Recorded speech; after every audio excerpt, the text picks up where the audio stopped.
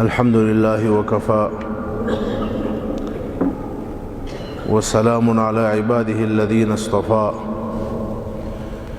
أما بعد فأعوذ بالله من الشيطان الرجيم بسم الله الرحمن الرحيم ليس البر أن تولوا وجوهكم قبل المشرق والمغرب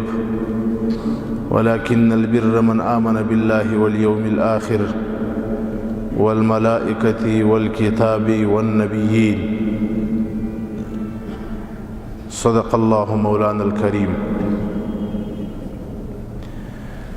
نبي اکرم صلی الله علیه وسلم چې کله مبعوث الله جل شانه ورته پیغمبري او نبوت ورکړي، 14 کاله مسلسل نبی علیہ السلام په مکه مکرمه کې د لمانځه په وخت کې مخ و قبله ته ګرځوي، بیت الله شریف ته.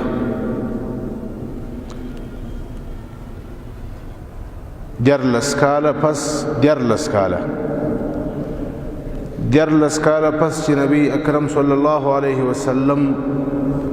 هجرت وکړي، مدینه منوره ته ولاړی. په مدینه منوره کې چون کې يهود و، الله جل شانه د دې لپاره چې دا خلق مائل سی و دین ته، دا خلق نزدې سی و اسلام ته، نبی اکرم صلی الله علیه وسلم ته امر وکړي چې مخ په لمانځه کې د بیت المقدس شریف مخ طرف ته واړوه.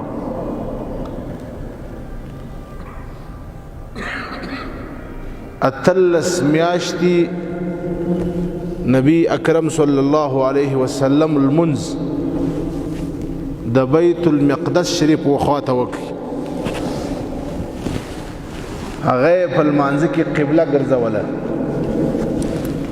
اتلس میاشتې پس الله جل شانه دوباره په سورة البقره کې آیت راواستوي، قد نرى تقلب وجهك في السماء فلنولينك قبلة ترضاها فول وجهك شطر المسجد الحرام. الله جل شانه نبی علیہ السلام ته امر وکړي چې آینده بیرته مخ د طرف ته د بیت الله واړوه، طرف ته د قبله.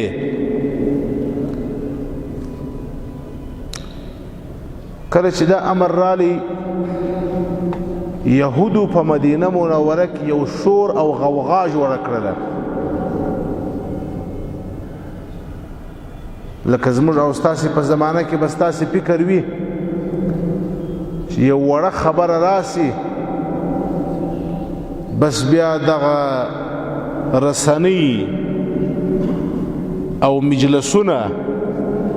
دا ټول هغه یو موضوع ونیسي، بس یو شور او غوغا جوړه کړي، اسمان پر سر باندې واخلي،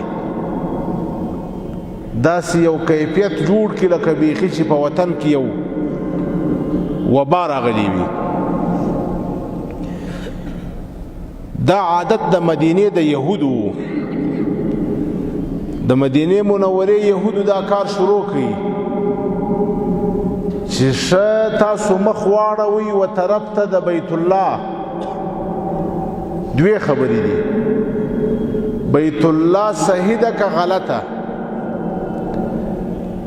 که چیرې بیت الله یقیني قبله وي، حرم محترم ستاسې قبله وي، نو دا 18 میاشتې چې تاسې لمونځ وکړئ و بیت المقدس ته، دا لمونځ مو ټوله خولاړئ، دا لمونځونه مو برباد سوله. او که چیرې داسې وي چې بیت الله شریفه صحیح قبله نه وي، بیت المقدس شریف صحیح قبله وي، نو بیا اوس چې کوم لمونځونه کوئ دا لمونځونه برباد دي.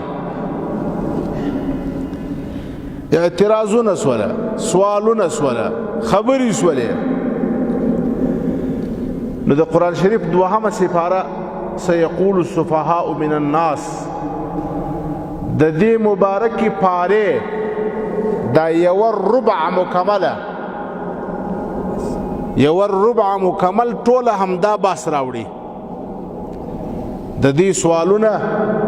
د قرآن شریف جوابونه د دې اعتراضونه د قرآن شریف جوابونه